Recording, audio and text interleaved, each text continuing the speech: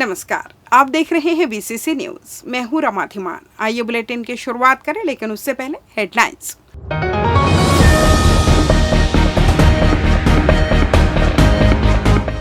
प्रभारी सचिव ने की योजनाओं की समीक्षा, बेहतर क्रियान्वयन के दिए निर्देश।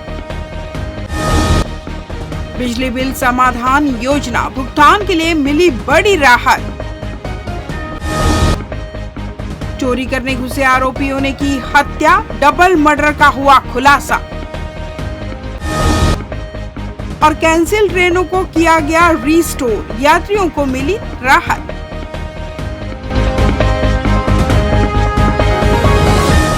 हेडलाइंस के बाद खबरें विस्तार से। अतिरिक्त मुख्य सचिव एवं जिले के प्रभारी सचिव मनोज कुमार पिंगुआ ने मंथन सभा कक्ष में जिला स्तरीय अधिकारियों की बैठक लेकर विभिन्न शासकीय योजनाओं की विभागवार समीक्षा की। उन्होंने स्पष्ट कहा कि योजनाओं की सफलता केवल आंकड़ों से नहीं, बल्कि मातृ शिशु मृत्यु दर में कमी, कुपोषण नियंत्रण और जनजीवन में वास्तविक सुधार जैसे ठोस परिणामों से मापी जाएगी। बैठक में कलेक्टर संजय अग्रवाल, एसएसपी रजनीश सिंह सहित सभी विभागीय अधिकारी मौजूद रहे। प्रभारी सचिव ने कहा कि अगली समीक्षा में योजनाओं के मैदानी क्रियान्वयन का प्रत्यक्ष अवलोकन किया जाएगा और कृषि व उद्यानिकी के सफल हितग्राहियों से भी मुलाकात की जाएगी।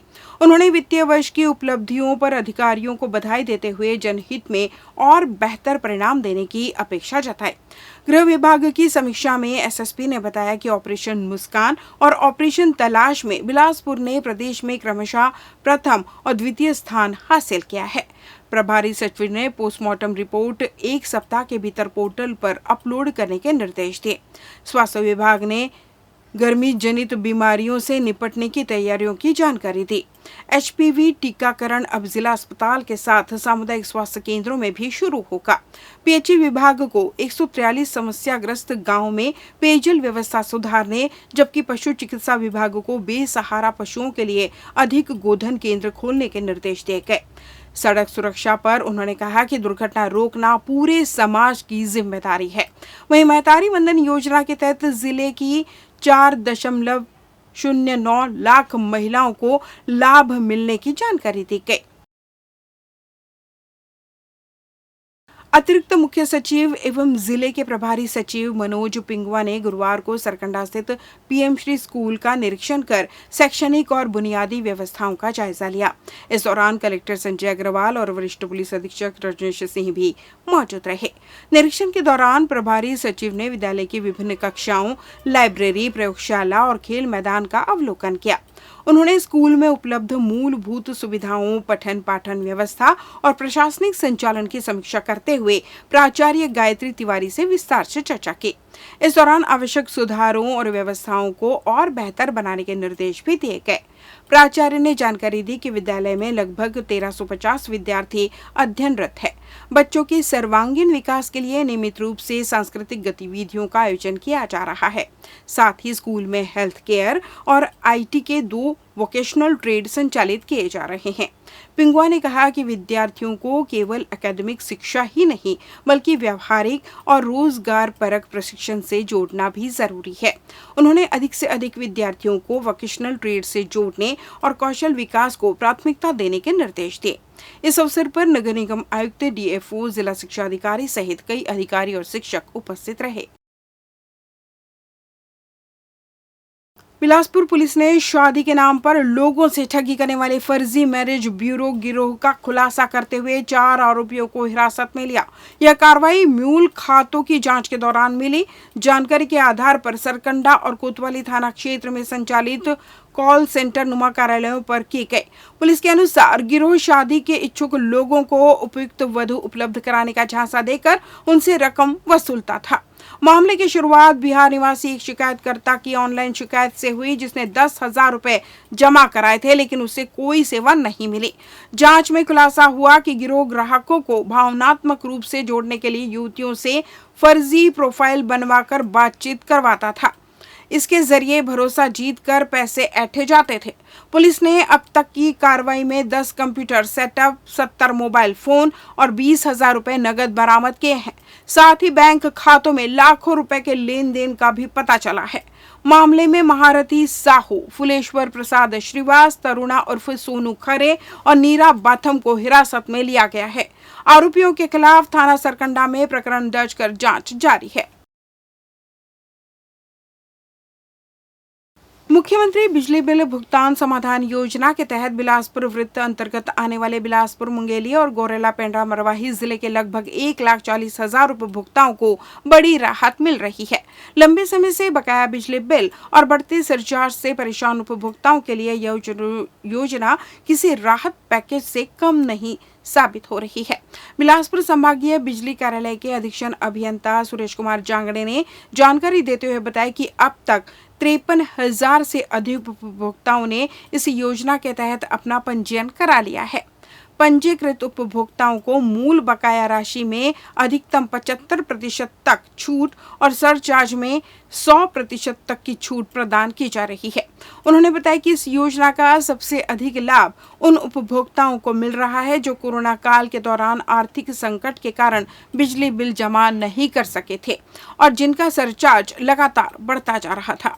विभाग के अनुसार बिलासपुर वृत्त के तीनों जिलों से अब तक लगभग 3 करोड़ रुपए का बिजली बिल इस योजना के माध्यम से जमा कराया जा चुका है। विभाग लगातार प्रचार प्रसार के जरिए अधिक से अधिक उपभोक्ताओं को योजना से जोड़ने का प्रयास कर रहा है ताकि वे शासन की इस महत्वपूर्ण पहल का लाभ उठा सकें। अधीक्षण अभियंता ने बताया कि पूरी प्रक्रिया पूर्णतः पारदर्शी है। उपभोक्ता मोर बिजली ऐप के माध्यम से स्वयं पंजीयन कर सकते हैं। ऐप में उपभोक्ता को उनके बकाया बिल, मिलने वाली छूट और भुगतान की पूरी जानकारी स्पष्ट रूप से दिखाई देगी। भुगतान होते ही उनके लंबित बिजली बिल का समाधान हो जाएगा। इस योजना का लाभ विशेष रूप से बीपीएल उपभोक्ता, कृषि पंपधारी और सामान्य घरेलू उपभोक्ताओं को मिल रहा है। योजना के तहत 31 मार्च 2023 की स्थिति के आधार पर उपभोक्ताओं को 3 श्रेणियों में विभाजित किया गया है, जिनमें निष्क्रिय उपभोक्ता, सक्रिय एकल बत्ती कनेक्शनधारी और सक्रिय अशासकीय घरेलू व कृषि उपभोक्ता शामिल हैं। मुख्यमंत्री बिजली बिल समाधान योजना अभी 12 मार्च से शुरुआत हुआ है। इसके तहत 2023 की स्थिति में जिसकी बकाया राशि है उसमें मूलधन में भी और सरचार्ज में भी छूट का प्रावधान किया जा रहा है। खासकर यदि बीपीएल कनेक्शन है तो उसमें 75% मूल राशि और सरचार्ज अभी तक उसमें 100% राशि की छूट दी जा रही है। उसी तरह से घरेलू और जो पंप कनेक्शन है उसमें भी ये अलग अलग राशि का छूट दिया जा रहा है। इन दोनों घरेलू कनेक्शन और पंप कनेक्शन में सरचार्ज में 100% राशि का छूट का प्रावधान है। इसमें अभी तक हम लोग बिलासपुर, यदि मैं तीनों जिला बिलासपुर ग्रामीण की बात करूं और मुंगेली और पेंड्रा की बात करूं तो 1,40,000 उपभोक्ताओं को इस योजना में लाभान्वित होना है और अभी तक हम लोग लगभग 53,000 उपभोक्ताओं तक हमारी पहुंच हुई है और ये सब रजिस्ट्रेशन 53,000 रजिस्ट्रेशन हो चुके हैं। हम लोग गांव-गांव में जाकर शिविर रख रहे हैं और इसके बाद में घर घर जिसका जो लाभान्वित होना है उनके घर में जाकर इस योजना के बारे में जानकारी दे रहे हैं और रजिस्ट्रेशन करा रहे हैं। और ये योजना में लगभग इनएक्टिव में 35 करोड़ रुपए का राशि का फायदा होगा और उसके साथ साथ में भी जो एक्टिव उपभोक्ता है, उपभोक्ता मतलब जिनके अभी वर्तमान में मीटर और कनेक्शन चालू है, जिसको हम लोग एक्टिव बोलते हैं, एक्टिव कंज्यूमर बोलते हैं, इसमें लगभग 200 करोड़ रुपए तक का इस योजना में, समाधान योजना में लाभ होगा। लेते हैं छोटा सा ब्रेक। पिछले 17 वर्षों से रियल एस्टेट के क्षेत्र में दे रहे हैं अपनी सेवाएं और लगातार शहर की जनता को एक नई लिविंग लाइफस्टाइल। अपने कार्यों एवं सेवाओं के माध्यम से लाखों लोगों की उम्मीदों को दिया है आकार। इसलिए जिले में ही नहीं पूरे प्रदेश में इनकी पहचान है बरकरार। आपके सपनों के घर को हकीकत में बदल कर है दिखाना, इसलिए आपके लिए लेकर आए हैं भाटी आशियाना।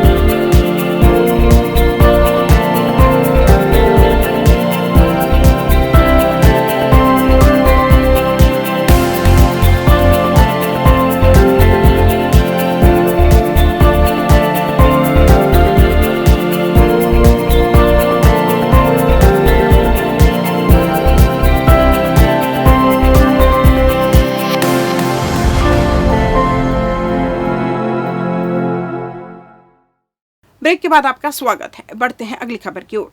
जांजगीर पुलिस ने मुलमुला थाना क्षेत्र के ग्राम खपरी में हुए बुजुर्ग दंपत्ति के सनसनीखेज दोहरे हत्याकांड का 48 घंटे के भीतर ही खुलासा कर 4 आरोपियों को गिरफ्तार कर लिया है।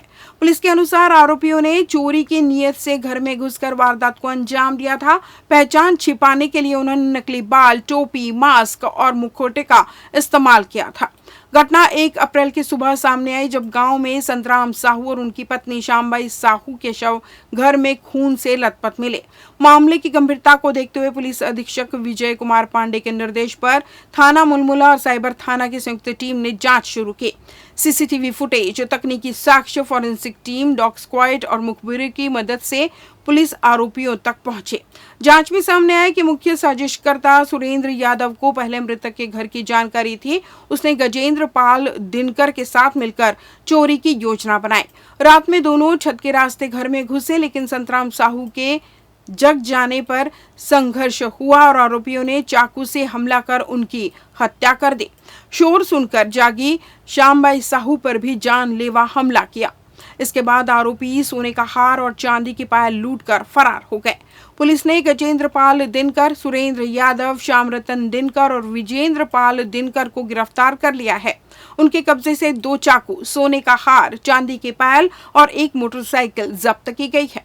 31 तारीख को रात्रि को बुजुर्ग दंपत्ति हैं, उनके शव जो है उनके घर में पाए गए थे। चूंकि प्रथम दृष्टया मामला हत्या का प्रतीत हो रहा था, इस पर से मौके पर डॉग स्क्वाड, वरिष्ठ अधिकारी और एफएसएल की टीम बुला करके तस्दीक जांच की गई। मौके पर के निरीक्षण पर कुछ चीजें सामने आई। वहां पर अलग से जो बुजुर्ग हैं उनके ब्लड के अलावा जो है अलग से ब्लड बिखरे हुए मिले। इसके अलावा वहां पर एक मास्क मिला जो होली के दौरान जो पहनते हैं, टोपी रही थी, और जो बाल लगाते हैं, नकली बाल जो बोलते हैं, वो सब मिले थे। और ये सब मिलने के उपरांत यह थोड़ा सा इसमें ये व्यू आया कि हो ना हो घटना किसी परिचित व्यक्ति ने की है और गांव का लोकल ही हो सकता है। इस दौरान इस पे टारगेटेड किया गया और यह देखा गया कि सीधे सीधे गांव के कौन कौन जो लोग हैं ऐसे जो बदमाश जिसका क्रिमिनल रिकॉर्ड हो इस प्रवृत्ति के हैं, और जो गांव से एब्सकॉन्डेड हैं, जो फरार हैं घटना के बाद से, ऐसे लोग की एक लिस्टिंग तैयार की गई। लिस्टिंग करने पर एक सूची में कुछ संदिग्ध लोग मिले जिनका प्रीवियस बैकग्राउंड भी जो है क्रिमिनल था। तो ऐसे में एक गजेंद्र दिनकर करके एक लड़का आया सामने, जो वहां से घटना के बाद से ही फरार था। और उसके उपरांत जब उससे कल जब उठाया गया, उसको पूछताछ की गई। उससे पूछताछ करने के बाद उसे एक तो उसके हाथ में जो है कट का निशान था, और उसने पूरे घटनाक्रम बताया कि वो और उसका एक साथी जो है दोनों चोरी के नियत से बगल के घर से होते हुए, छत से होते हुए वो लोग घर के अंदर घुसे थे। और उसी समय जो वृद्ध जो है वो अपने पेशाब के लिए उठा हुआ था और वो जाग गया, चोर चोर चिल्लाने लगा, जिसका उनको डर हो गया कि ये कहीं हल्ला कर देगा, और पकड़ाने के डर से वो जो है उस पर चाकू से उसके जांघ में वार कर दिया और उसके कारण उसकी स्पॉट डेथ उनकी हो गई। साथ ही उनकी पत्नी के गले के आसपास वार किया, और चाकू से ही वार किया। और उनका जो गले में जो माला थी, सोने की चेन थी, और मंगलसूत्र में सोने का वो जो गेहूं दाना वाला रहता है वो था, और साथ में पायल थे, वो लेकर चले गए थे और ये भागकर छुप गया था। और कुल मिला करके पूरे घटनाक्रम में ये जब भाग गया था, तो भागने में इसके पिता ने इसकी मदद की, जो उसने बताया कि कोठे के पास अपना सोना छुपा कर रखे थे। चाकू को ये क्या बोलते हैं, नहर के पास फेंक दिया था। और उसका जो भाई है, गजेंद्र दिनकर का छोटा भाई है, वो उसको बाइक से ले जाकर उसमें मतलब छुपाने में उसकी मदद किया था। और एक जो साथी था, ऐसे कुल 4 लोग इस घटना में संलिप्त पाए गए थे, जिनको गिरफ्तार कर उनको न्यायिक अभिरक्षा में भेजा गया। अमीगोस बार के पार्किंग में मारपीट का मामला सामने आया, जहां शराब और पैसा नहीं मिलने पर नाजिम खान और उसके गुर्गों ने बार संचालक की पिटाई की थी।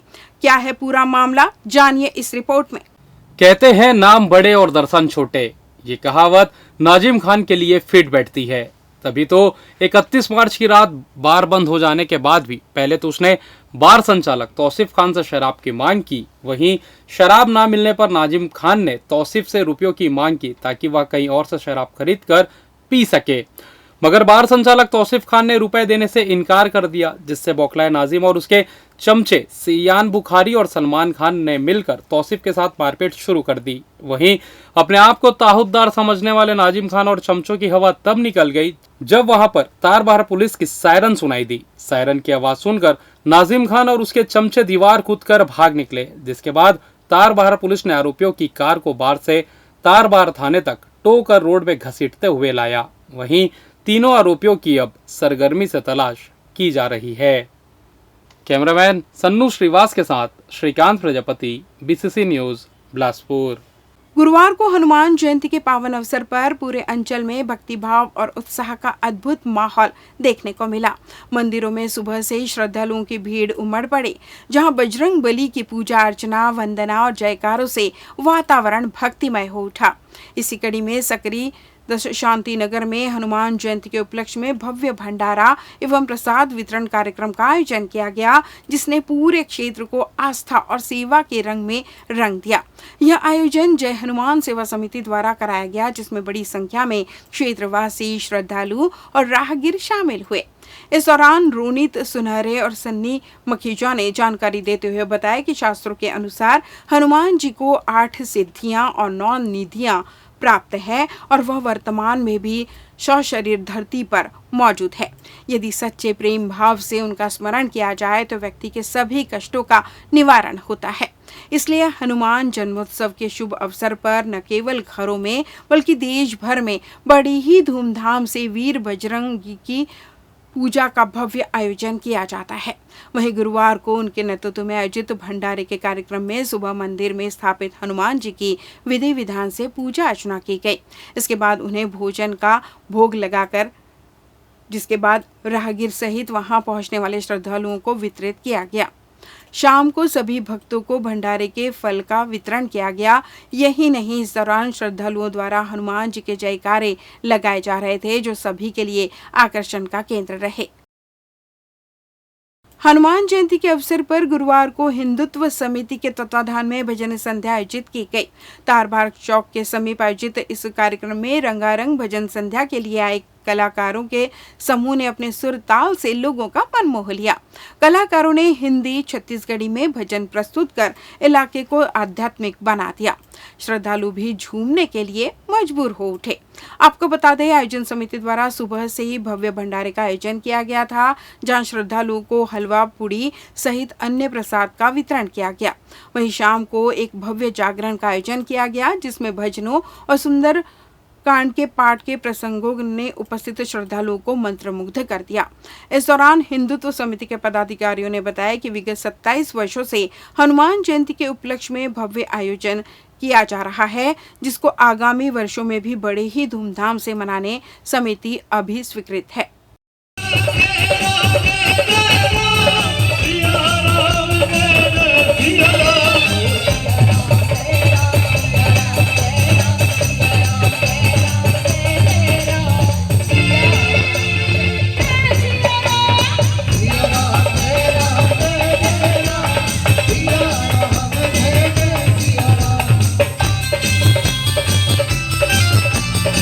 समिति तारबहार 25-27 सालों से यहाँ पे आयोजन कर रही है हनुमान जन्मोत्सव का, और हर वर्ष की तरह इस वर्ष भी बहुत धूमधाम से हुआ है और हमारा आगे भी प्रयास रहेगा कि इससे और भव्य तरीके से हम लोग आयोजन करें। जिस प्रकार शहर में सभी जगह हनुमान जन्मोत्सव का हर्ष उल्लास के साथ बहुत धूमधाम के साथ मनाया जा रहा है, उसी तरीके से हमारे तारबहार में हिंदू समिति द्वारा बड़े धूमधाम से सुबह 11 बजे से लेकर प्रभु इच्छा तक भोग भंडारे का व्यवस्था किया गया है, जगराते का व्यवस्था किया गया है और हजारों लाखों की संख्या में हमारे पास श्रद्धालु लोग आए हुए हैं। विगत कितने वर्षों से आयोजन? विगत करीब हमारा 27 से 28 साल हो गया हमारा।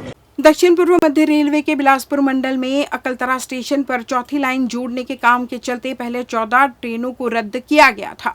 अब यात्रियों को राहत देते हुए इन ट्रेनों को फिर से शुरू किया जा रहा है। रेलवे प्रशासन ने बताया कि ट्रेनों का संचालन एक साथ नहीं बल्कि चरणबद्ध तरीके से बहाल किया जाएगा, ताकि व्यवस्था सुचारू बनी रहे। इससे रायपुर, गेवरा रोड, बिलासपुर, रायगढ़, झारसुगुड़ा और गोंदिया रूट पर सफर करने वाले यात्रियों को काफी सुविधा मिलेगी। इससे पहले नागपुर मंडल से गुजरने वाली 4 एक्सप्रेस ट्रेनों को भी दोबारा शुरू किया जा चुका है। दरअसल गोंदिया स्टेशन पर प्लेटफॉर्म नंबर 3 और लाइन नंबर 5 में सुधार कार्य के तहत वॉशेबल एप्रन हटाकर नई ट्रैक व्यवस्था तैयार की जा रही थी, जिसके कारण कुछ ट्रेनों को अस्थायी रूप से रद्द करना पड़ा था।